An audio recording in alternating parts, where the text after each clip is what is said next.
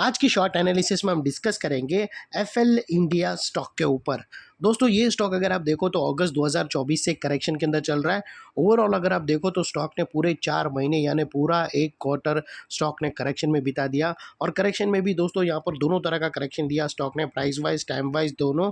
Price wise correction के अंदर stock down side correct हुआ और टाइम वाइज करेक्शन के अंदर स्टॉक ने साइडवे कंसोलिडेशन करी, एक स्ट्रॉन्ग बेस बना और अल्टीमेटली इसको ब्रेकआउट किया है। और दोस्तों फिलहाल ये स्टॉक को अगर आप देखो तो यहाँ पर मल्टीपल पॉजिटिव फैक्टर्स एक साथ ब्रेकआउट हुए हैं, जिसके तहत ये स्टॉक करंट लेवल से अपसाइड में 15% 15% अपसाइड रनअप के लिए रेडी है। लेकिन दोस्तों यहाँ पर कोई भी हमारी बाय सेल होल्ड रिकमेंडेशन नहीं है, ये प्योरली एजुकेशन पर्पज से मैं अपना पॉइंट ऑफ व्यू आप लोगों के सामने शेयर कर रहा हूँ। कोई भी पोजीशन लेने से पहले अपने फाइनेंशियल एडवाइज़र को ज़रूर कंसल्ट कर लेना। दोस्तों आप लोग देख सकते हो कि ये वो टॉप एरिया था जहाँ से करेक्शन स्टार्ट हुआ था और यहाँ से कुछ इस तरह से downward sloping parallel channel stock के अंदर बनी। और जब तक स्टॉक ये डाउनवर्ड स्लोपिंग पैरेलल चैनल में था, स्टॉक प्राइस वाइज करेक्शन के अंदर एंगेज रहा और यहाँ पर back to back lower lows hit हुए। दोस्तों अगर आप देखो तो फर्स्ट लोअर लोज यहाँ हिट हुआ, सेकेंड लोअर लोज यहाँ पर हिट हुआ, थर्ड लोअर लोज यहाँ ट्रिगर हुआ और लास्ट लोअर लोज यहाँ हिट हुआ। और जैसे ही दोस्तों ये downward sloping parallel channel upside में ब्रेकआउट हुई, इसने मल्टीपल हाई राइज को ब्रेक करके उसके above high volume sustain closing देकर कंफर्म कर दिया करेक्शन कंप्लीटेड। यहाँ पर हमें दो मेजर पॉजिटिव सिग्नल मिले।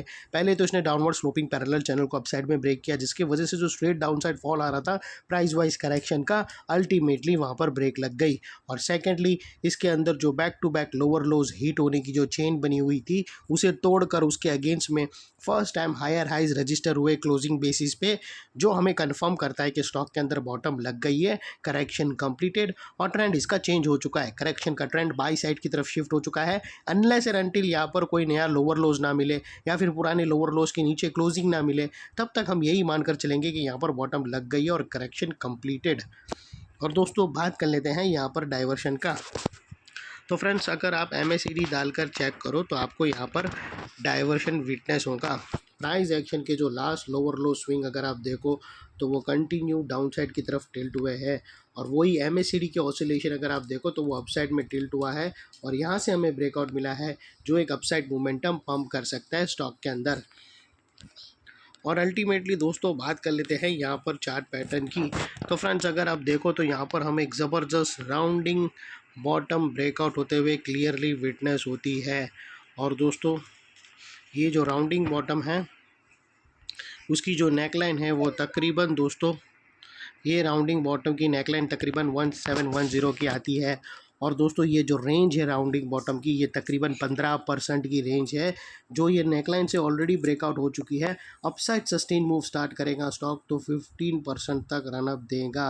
और वो लिहाज से दोस्तों स्टॉक का जो अगला टारगेट निकल कर आता है वो तकरीबन 1980 का टारगेट आता है, 1980 का, जिसको अगर आप नेकलाइन से कैलकुलेट करो तो तकरीबन दोस्तों 15 से 16% के बीच में आता है। और बात कर लेते हैं यहाँ पर स्टॉप लॉस की। तो आप अपने एडवाइज़र को पूछकर ETR की हेल्प ले सकते हो, या फिर फर्स्ट ब्रेकआउट कैंडल के लो के नीचे क्लोजिंग बेसिस पे स्टॉप लॉस रख सकते हो, या फिर नियरेस्ट लोअर स्विंग। जो भी स्टॉप लॉस रखो दोस्तों, इतना मेक श्योर करना है कि आपका risk to reward ratio at least 1:2 या मिनिमम 1:1.5 रहना चाहिए। और फाइनली दोस्तों नेकलाइन के पास का ये एरिया बहुत ही इंपॉर्टेंट एरिया बनकर खड़ा है, क्योंकि अगर आप देखो तो मल्टीपल पॉजिटिव फैक्टर्स हमें यहाँ पर ही एक्शन में आते हुए मिले। यही एरिया पे दोस्तों हमने डाउनवर्ड स्लोपिंग पैरेलल चैनल को अपसाइड में ब्रेकआउट होते देखा। यही एरिया पे लोअर लोज हायर राइज में शिफ्ट होते हुए मिले। यहाँ पर ही दोस्तों हमें पॉजिटिव क्लियर डाइवर्शन MACD के थ्रू मिला और यहाँ पर ही दोस्तों एक positive chart pattern rounding bottom breakout होते हुए मिली। तो वो लिहाज से दोस्तों ये एरिया जो अभी तक एक स्ट्रॉन्ग रेजिस्टेंस था वो अल्टीमेटली स्ट्रॉन्ग सपोर्ट बनकर खड़ा है। और इतने बड़े स्ट्रॉन्ग सपोर्ट के नीचे क्लोजिंग बेसिस पे आप लोगों का स्टॉप लॉस रहना चाहिए, जो आसानी से हिट ना हो। और बाय एनी चांस अगर क्लोजिंग बेसिस पे ट्रिगर हो जाता है तो नो इफ़ नो बट सीधा स्टॉप लॉस देकर ट्रेड को वाइंड अप कर देना। ये थी हमारी शॉर्ट एंड स्वीट एनालिसिस। अच्छी लगे तो प्लीज़ चैनल को लाइक शेयर सब्सक्राइब ज़रूर करना। थैंक यू, जय हिंद।